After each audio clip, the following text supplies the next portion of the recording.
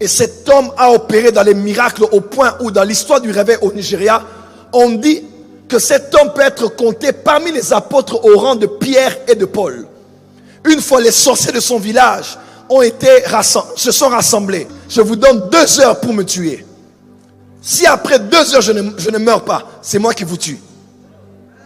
Et après qu'ils eurent fait des chants, des incantations, des imprécations, Babalola était là en train de les regarder, tombé du ciel, et a commencé à brûler les arbres. On dit de cet homme, il pouvait disparaître d'un village à un autre village.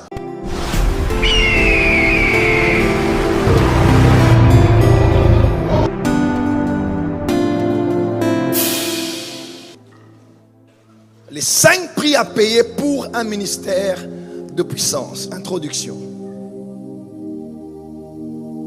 L'Église de Jésus-Christ depuis 2000 ans, et en particulier dans notre siècle, a connu sur la scène publique la présence et l'exercice de plusieurs ministères de puissance.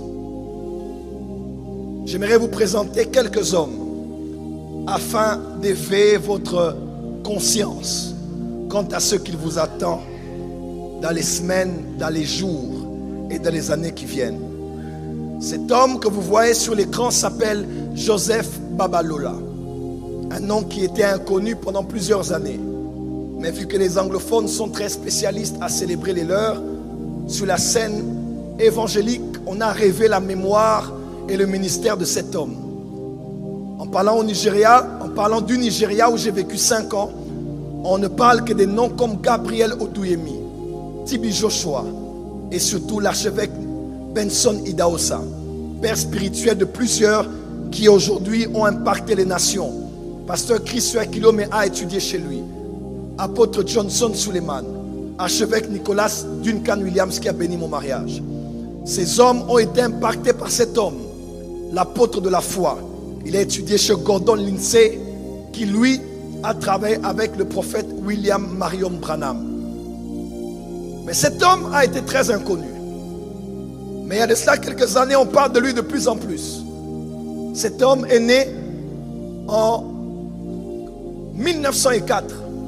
Et c'est en cette même période où il naissait que se passait l'un des grands réveils qui a ouvert la voie aux assemblées de Dieu et au mouvement pentecôtiste, le mouvement d'Azusa Street.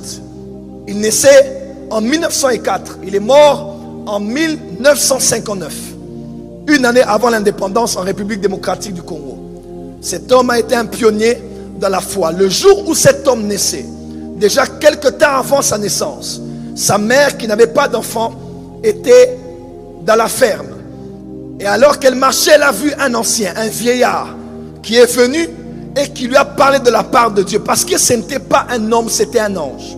Et cet ange lui a dit, sois humble et sois soumise à ton mari. Parce que bientôt tu seras enceinte et tu porteras un fils, qui sera une grande bénédiction envoyée par le ciel pour bénir les nations. Quelque temps après, elle a été enceinte et le jour où cet enfant naissait, le ciel tremblait. Il y a eu des orages et des éclairs.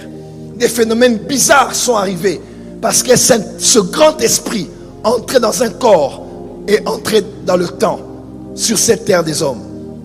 Cet homme, on dit de lui, quelques années plus tard, il a reçu une apparition d'un ange qui lui a parlé en lui donnant des interdits et des prix qu'il devait payer. Il est allé en 7 jours de jeûne et prière. Au 7e jour, Dieu a commencé à lui parler. Et cet homme a opéré dans les miracles au point où dans l'histoire du réveil au Nigeria, on dit que cet homme peut être compté parmi les apôtres au rang de Pierre et de Paul. Une fois les sorciers de son village se sont rassemblés. Et c'est lui qui les avait tous invités. Il dit, je vous donne rendez-vous aujourd'hui à minuit. Nous allons tous être là à minuit. Rassemblez-vous et on va parler. Et à minuit, ils se sont retrouvés dans un lieu public du village. Et cet homme a dit, je vous donne 2 heures pour me tuer. Si après 2 heures je ne meurs pas, c'est moi qui vous tue.